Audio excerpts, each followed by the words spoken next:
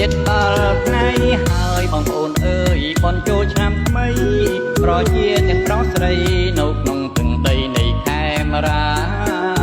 ប្រុងប្រៀបជាកំទទួលស្វាគមន៍ដល់ទេវតាចុះមកថែរក្សានៅដែនរដ្ឋានៃកម្ពុជាចម្រៀងតន្ត្រីបងប្អូនអើយបំរើសង្គមដូនតានិយមមានន័យអប់រំថ្លៃថ្លាសោភា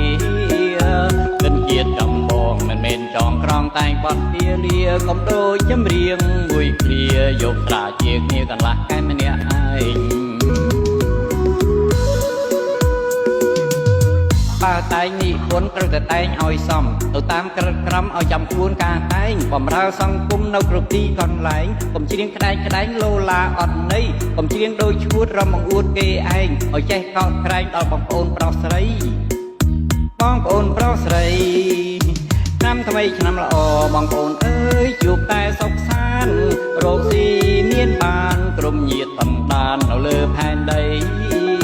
មានការងារល្អបន្តទៅមុខបានសុខសេរីនៅក្នុងឆ្នាំថ្មីគុណបុណ្យបារមីជួយថែរក្សា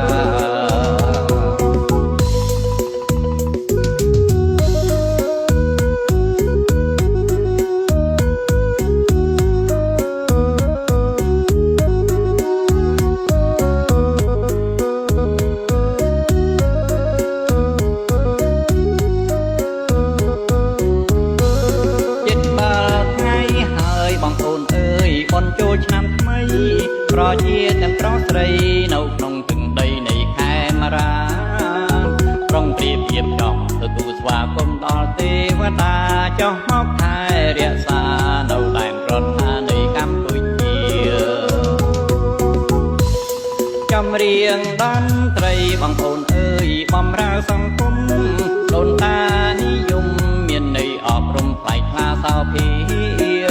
គិតជាតិចម្បងមិនមែនចងក្រងតែងបត់ពាលាកុំដូចចម្រៀងមួយឃ្លាយកស្រាជាគ្នាកន្លះកែម្នាក់ឯង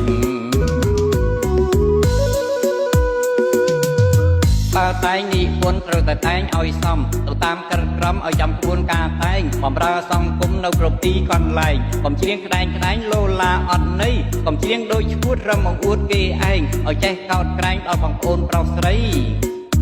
បងប្អូនប្រុសស្រីឆ្នាំថ្មីឆ្នាំល្អបងប្អូនអើយជួបតែសុខសាន្ត